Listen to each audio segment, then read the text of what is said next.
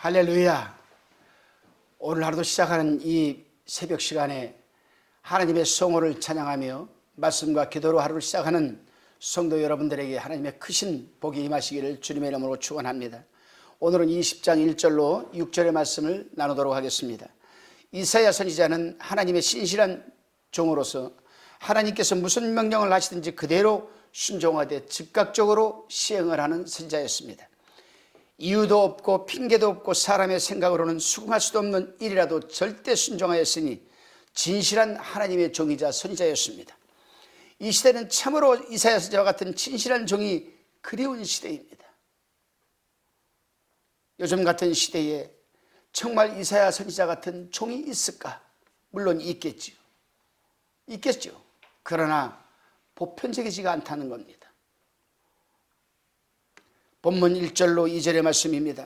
아수르 왕 사르곤이 군대 장관을 아스돗으로 보내 그가 와서 아스돗을 쳐서 취하던 해 곧 그때에 여호와께서 아모스의 아들 이사야에게 일러 가라사대 갈지어다 내 허리에서 배를 끄르고 내 발에서 신을 벗을지니라 하심에 그가 그대로 하여 벗은 몸과 벗은 발로 행하니라.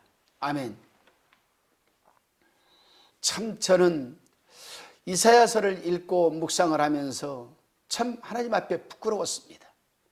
오늘날 하나님께서 저에게 충만아 너는 신도 벗고 옷을 다 벗고 벗은 몸과 벗은 발로 바깥에 나가서 외치라 하면 제가 외칠 수 있을까 한번 생각해 봤습니다.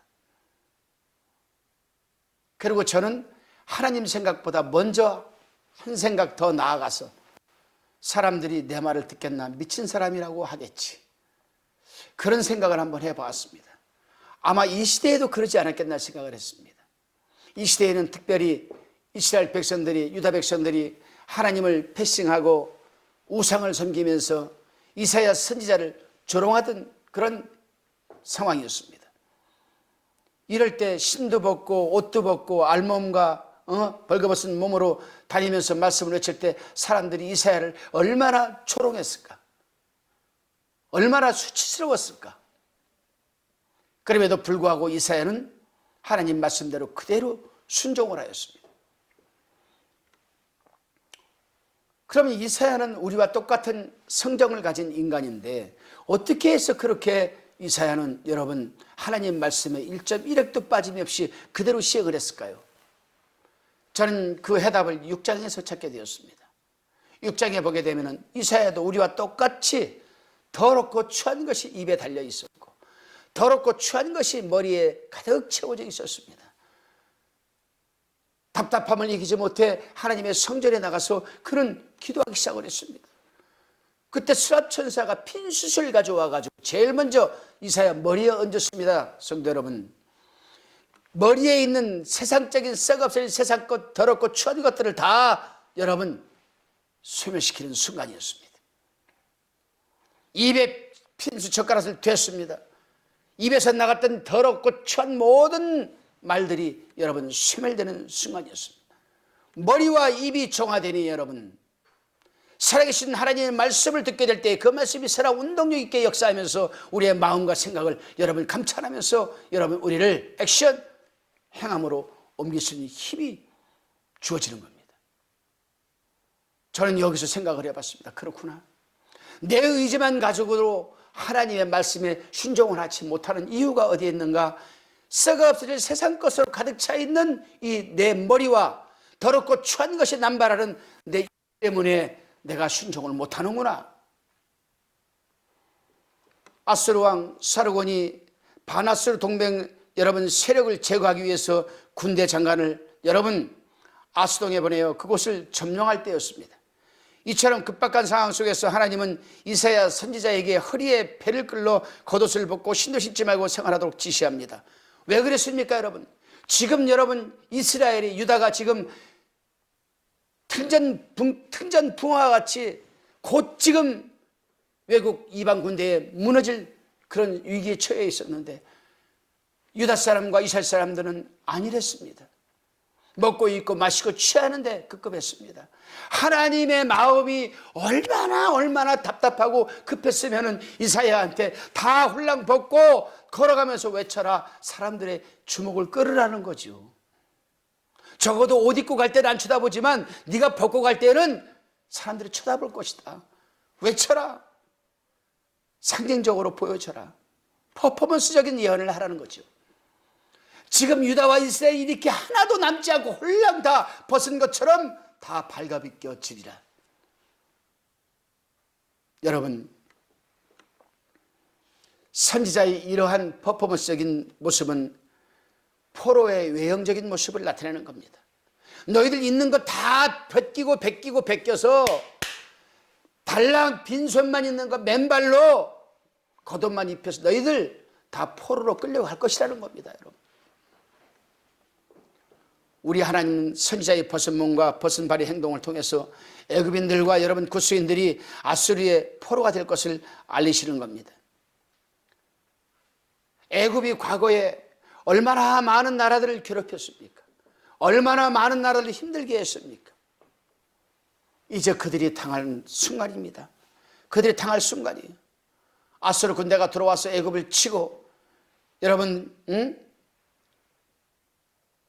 애굽에 있는 모든 것들을 다 빼앗아 가고 홀랑 다 이사야 선지자가 지금 벗고 있는 것처럼 다 뺏겨가지고 갈 것을 하나님 경고하고 있는 겁니다. 그렇습니다, 성도 여러분.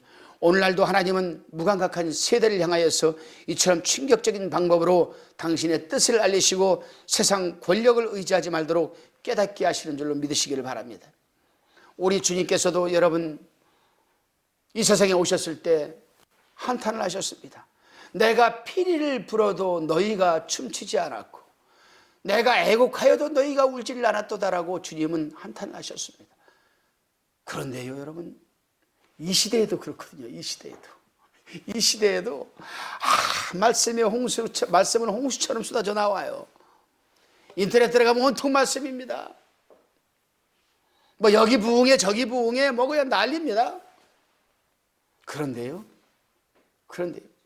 그 말씀에 기울이는 자는 하나도 없다라는 거예요. 참 저는 여기서 이상한 생각을 해봤습니다. 말씀에 기울이지 않고 말씀대로 살아갈 것도 아닌데 왜 부흥회를 참석하고, 왜 세미나를 참석하고, 왜 방송에 귀를 기울일까? 액션할 것도 아니면서 참 저는 거기에서 생각을 많이 해봤어요. 왜 그럴까? 그렇죠. 아까 제가 말씀드렸잖아요. 하고는 싶어요. 어려운 이웃을 돕거라. 돕고 싶어요. 저쪽으로 가거라. 가고 싶어요. 근데 지금 내가 가는 길이 너무나 많이 벗어나 있는 겁니다. 내가 가지고 있는 것이 지금 너무나 귀하게 생각이 드는 거예요. 그래서 섣불리 액션을 못하는 겁니다. 나누지를 못하고 섣불리 가지를 못하는 겁니다. 그래서 남들이 당신은 믿음도 있고 말씀도 잘 듣고 부흥회도 잘 다니고 하는데 왜 이렇게 하지를 못하느냐? 여기에서 바로 여러분 자기 합리화라는 지난장에서 제가 19장에서 말씀드린 대로 자기 합리화가 시작되는 겁니다. 그러니까 자기 합리화를 끝내려면은 자기 합리화는 뭐라고 그랬죠? 아주 고등적인 핑계입니다. 고등적 핑계. 인간에게는 그것이 먹힐 수 있지는 모르지만 하나님에게는 먹히지 않아요. 저도 처음엔 힘들었습니다. 나눈다는 것이, 돕는다는 것이 힘들었습니다. 나도 힘든데 내가 어떻게, 이게 합리화거든요. 내가 지금 벌어서 좀 괜찮으면 할게, 합리화거든요. 합리화. 그런데요, 그 합리화를 철저하게 이 머리와 입에서 깨트려버리고 하나님의 말씀에 힘입어서 행동으로 옮기니까요, 그 다음부터는 너무나 쉽더라고요. 합리화가 안 되니까. 오늘 하루도 여러분 무감각한 시대에 이사야처럼 이 모양 저 모양으로 외치는 주의 종들의 말씀에 귀를 기울이는 것도 좋지만 그 말씀의 열매를 맺으시기를 주님의 이름으로 부탁을 드립니다. 본문 3절 4절 말씀입니다. 여호와께서 가라사대 나의 종 이사야가 3년 동안 벗은 몸과 벗은 발로 행하여 애굽과 구스에 대하여 예표와 기적이 되었느니라. 이와 같이 애굽의 포로와 구스에 사로잡힌 자가 아수르 왕에게 끌려갈 때에 젊은 자나 늙은 자가 다 벗은 몸 벗은 발로 볼기까지 드러내어 애굽의 수치를 보이리니 아멘. 하나님께서는 당신의 종 이사야 선지자를 3년 동안 여러분 맨발에 속옷만 입고 생활하게 하심으로 애굽의 구스가 당할 여러분 애굽과 구스가 당할 이 포로 수치 그것을 증거하게 하셨습니다. 단지 애굽과 구스에 대한 예언만은 아니었습니다. 오히려 하나님보다도 강대국의 군사력을 의지하려고 했던 유다의 어리석은 여러분 그런 모습을 지적을 하고 경고하기 위함이라고 볼 수가 있습니다. 바로 이때가 유다에게는 기회였었습니다. 하나님께서는 유다를 깨닫게 하기 위해서 주변 국가의 강성국을 무너뜨리는 모습을 목도하게 하셨습니다. 그러면 우리도 저렇게 될 수가 있구나라는 경각심을 가져야 되는데 우리는 하나님이 계시기 때문에 망하지 않을 것이다. 이런 어리석은 생각을 했었습니다. 여러분 하나만 물어보겠습니다. 여러분 한번 속으로 대답해 보시기 바랍니다. 하나님이 아무나 함께 하십니까? 예수 믿는다고 해서 하나님이 함께 하십니까? 아무나? 아니에요. 제가 종종 이곳저곳에 집회를 다니다 보면은 기름 부음을 사역을 할 때가 있습니다. 너도 나도 기름을 부어달라고 그래요. 너도 나도 아무나 기름이 부어질 수 있겠습니까? 수냄 여인의 모습을 여러분 잘 한번 기억해 보시기를 바랍니다. 하나님께서는 수냄 여인에게 무엇을? 기름을 마냥 붓기 위해서 수냄 여인에게 지시하는 것이 세 가지가 있습니다. 그것이 갖추어질 때 부어지게 된 거예요. 오늘날도 하나님께서 아무나 함께 하십니까? 아니거든요. 예수만 믿고 교회만 다닌다고 하나님이 함께 하십니까? 그건 다 거짓말이거든요. 거짓말이에요. 하나님이 함께 하실 만한 사람이 되어야 함께 하시는 거죠. 그래서 이사야가 말한 겁니다. 너희는 하나님을 만날 만한 기회를 타서 만나라. 기회, 찬스입니다. 찬스, CHANG, 찬스. 기회는 하나님이 만들어 주실 수도 있고 우리가 만들어 놓을 수도 있습니다. 그러나 하나님이 가장 기뻐하는 것은 뭐냐? 하나님께서 강권적으로 개입하셔서 최씨를 만들어 주는 것도 좋겠지만은 물론 순종이 전제가 되어야 되겠죠. 그러나 더 중요한 것은 뭐냐? 우리 스스로가 하나님을 만날 만한 기회를 만들어가는 겁니다. 이런 사람에게 하나님께서는 10분초마다 함께 하시는 거예요. 여러분 에녹을 기억할 겁니다. 에녹은 300년 동안 하나님과 함께 하셨습니다. 하나님과 함께 하셨어요. 300년 동안. 그런데 에녹은 300년 동안 가만히 있는데 하나님께서 함께 해주셨습니까? 아니거든요. 날마다 최선을 다해서 하나님을 찾아다니는 그런 모습을 에녹은 보여줬던 거예요. 그래서 믿음의 반열에 올라선 것이 아니겠습니까? 사랑하는 성도 여러분, 오늘날도 진실된 종들이 여러분 외치는 그 말씀을 한 귀로 듣고 한 귀로 흘려버리는 사람들이 있습니다. 교회에 와서 앉아있을 때는 믿음이 최고로 좋습니다. 최고로 좋아요. 아멘, 아멘, 눈물도 흘립니다. 아멘은 결단의 여러분 고백입니다. 그렇게 하겠습니다. 그렇게 될 것입니다. 이게 아멘입니다. 근데 설교 끝나고 헌금 시간 끝나고 예배 마치고 식당 가서 밥 먹고 교회 문 밖으로 나서는 순간 오늘 말씀과는 전혀 상관이 없는 사람들이 있습니다. 하나님도 답답하실 거예요. 하나님도 참 답답하실 거예요. 그런 사람들이. 여러분 진실된 종들이 말씀을 외치고 기도하고 또한 여러분들도 기도하고 말씀을 읽고 성령의 감동을 받아 전하는 메시지를 여러분 잊지 마십시오. 신비에 새겨두세요. 신비.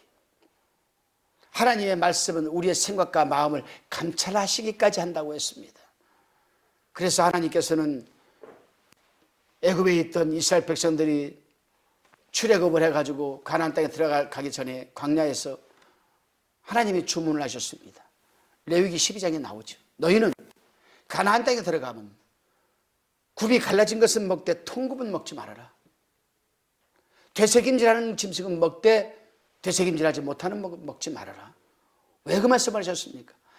이제 가나안 땅에 들어가면 이스라엘 백성들이 수백 가지, 수천 가지, 수천 가지의 모습들을, 우상과 관계되는 모습들이 이들하고 맞닥뜨리게 될 것인데, 하나님은 그러한 것에 경각심을 가지라고 먹는 것조차, 입는 것조차도 너희는 경계를 하라는 겁니다. 하나님의 말씀은 되새김질하는 것이 최고예요. 한번 받아먹고 소화되면 잊어버리는 거예요. 자꾸 되새김질해야 돼요. 그래서 굽이 또 갈라졌다. 이건 구별된 삶을 살으라는 거죠. 세상과 하나가 돼가지고 통굽이 된 것은 절대 먹지 말아라. 굽이 갈라진 걸 먹어라. 너희는 거룩한 자다. 거룩한 구별되다라는 뜻이거든요. 너희는 세상 사람과 구별된 사람이니까 구별된 굽이 갈라진 것은 먹어라.